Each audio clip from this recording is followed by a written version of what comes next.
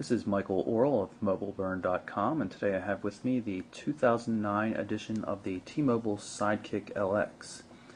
This is the high-end Sidekick offering from T-Mobile. Has a lot of new features, a lot of good stuff in it this time around, and you can see we've got to start with an 854 by 480 pixel display with a 3.2 inch diagonal measurement.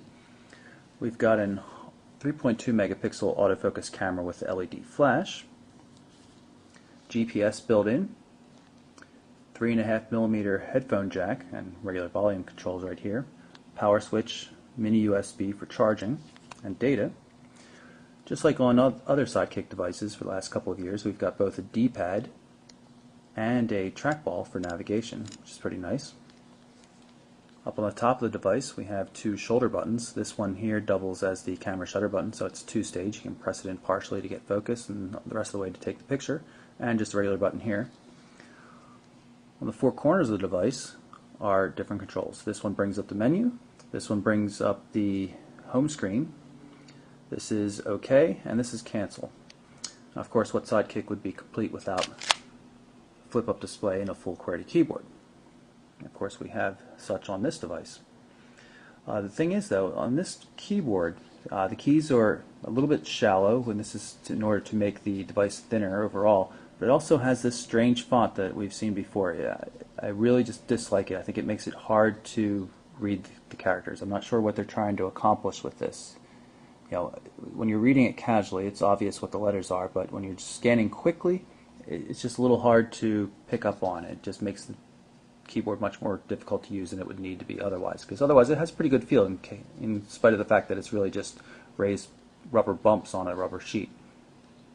I'm pretty pleased with the back of the device. You can see it has these nice ridges, making it a little bit easier to hold. The paint is kind of a soft touch. It's not real soft, but it definitely has a little bit of a thick feel to it that I really appreciate. Pretty thin device overall. It's kind of heavy though, 161 grams, 5.7 ounces or so. So it's not small by any stretch, but it is still pocketable. And of course, you know, the flip-up display with the little T-Mobile Sidekick LX advertisement on the back. We're going to take a look at the jump screen here. This is the home screen for the device and where all the main categories of applications and functionality can be found.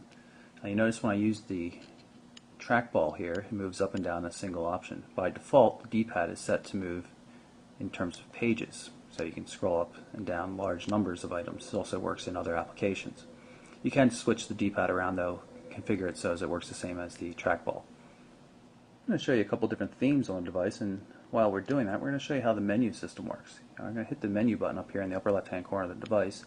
That's going to bring up a context-sensitive menu based on where I am. In this particular case, I'm at the the home screen, the jump menu.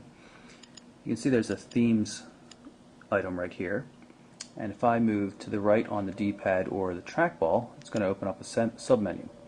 And we'll switch to and pick a different theme here. We'll pick this Bailey theme so you can see what it looks like. Go back and we'll change to a different one, such as Slate. And we'll go back to our default theme, Sachet.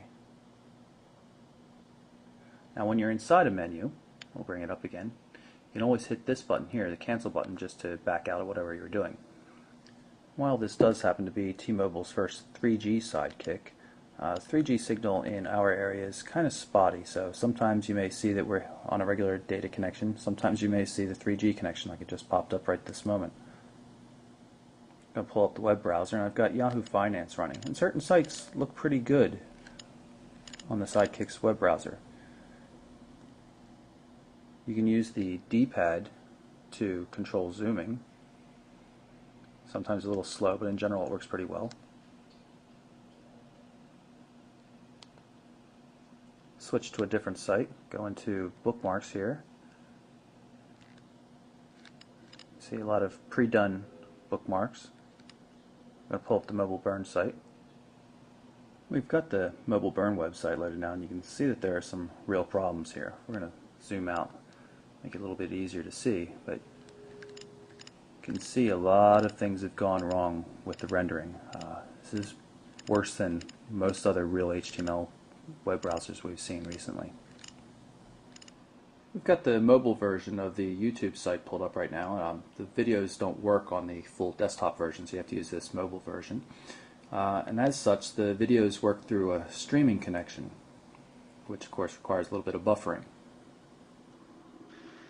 I have in my hands here the new 2008 Sidekick in the You see the URL shows at the bottom, it disappears eventually. Aspect ratio and everything looks just fine in this because this was shot in a normal 4:3 aspect ratio. But the problem is when you get to a widescreen video, like most of the HD videos we've been shooting lately, you'll see that they get squashed and look funny. There are two main controls here. You've got the... Now this video was shot in HD in a 16:9 format, and you can see everything's very squashed looking. So even though it's a widescreen display and a widescreen video, it's still showing it in this small area, which makes it all squashed, just as if you were doing the same kind of thing on a television or something. It's a little annoying considering so many videos today on YouTube are widescreen. When it comes to navigating in the browser, the two shoulder buttons up here handle the back and forward tasks. So you can see if I press this left button here, it'll automatically go back to the prior page.